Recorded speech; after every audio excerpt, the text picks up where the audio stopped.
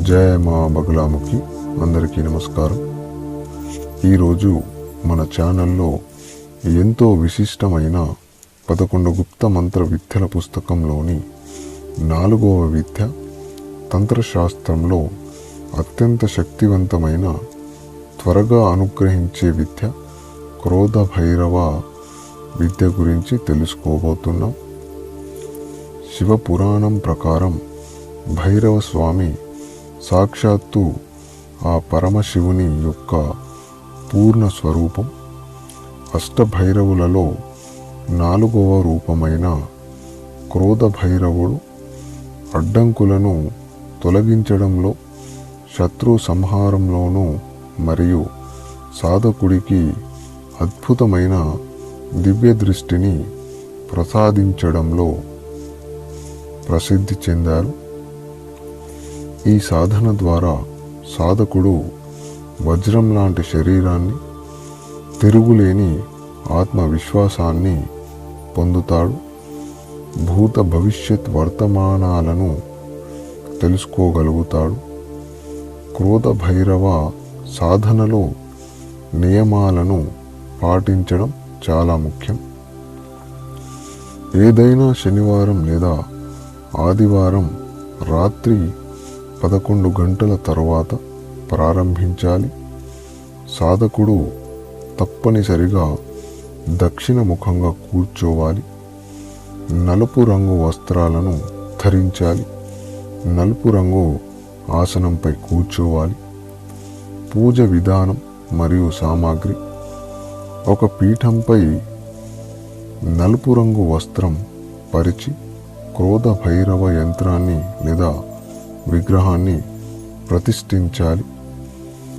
స్వామివారికి కుంకుమ తిలకం దిద్దాలి. తప్పనిసరిగా నువ్వుల నూనెతో దీపం వెలిగించాలి. శనగపిండితో చేసిన వడలు, మిఠాయిలు లేదా మినుప గారెలను నైవేద్యంగా సమర్పించాలి. జపం కోసం రుద్రాక్షమాలను ఉపయోగించడం శ్రేష్టం. సాధన ప్రారంభించే ముందు మీ గురువును మరియు గణపతిని మనసారా స్మరించుకోవాలి. కళ్ళు మూసుకొని 3 కళ్ళతో చేతిలో త్రిశూలం మరియు కపాలం ధరించిన భీకర క్రోధ భైరవ రూపాన్ని మనసులో నిలుపుకోవాలి. క్రోధ భైరవ సిద్ధి మంత్రాన్ని రోజుకు కనీసం 5 మాలలు జపించాలి.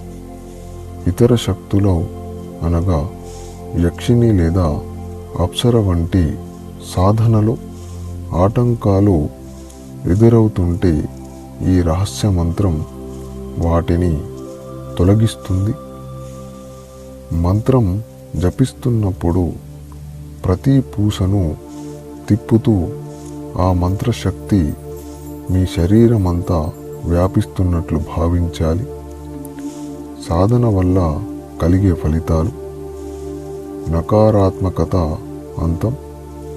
జపం చేస్తున్నప్పుడు మీ చుట్టూ ఉన్న ప్రతికూల శక్తులు నశిస్తున్నట్లు మీ అంతర్దృష్టి ప్రకాశవంతంగా మారుతుంది. భూత ప్రేత పిశాచ బాధల నుండి శాశ్వత విముక్తి లభిస్తుంది.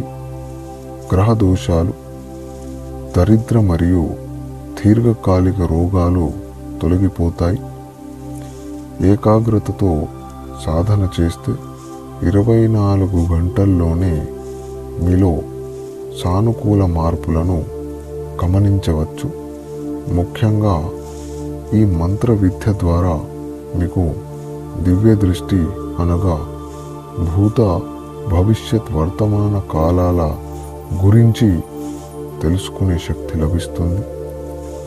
జపం పూర్తి అయిన తరువాత అలాగే కొద్దిసేపు నిశ్శబ్దంగా మౌనంగా కూర్చోవాలి.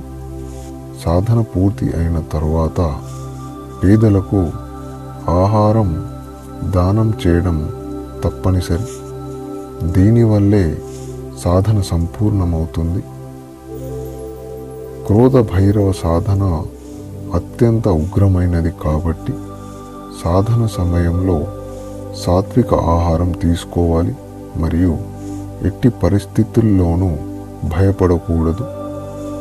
తంత్ర మార్గంలో త్వరగా విజయం సాధించాలంటే గురువు యొక్క బలం మరియు మార్గదర్శకత్వం ఎంతో అవసరం. ఈ సమాచారం మీకు నచ్చినట్లయితే ఈ వీడియోను లైక్ చేయండి, షేర్ చేయండి. మరిన్ని మంత్రతంత్ర విద్యల కోసం మా ఛానల్ని సబ్స్క్రైబ్ చేసుకోండి. అలాగే 11 గుప్త మంత్ర విద్యల పుస్తకం కావలసిన వారు ఇప్పుడే సంప్రదించండి.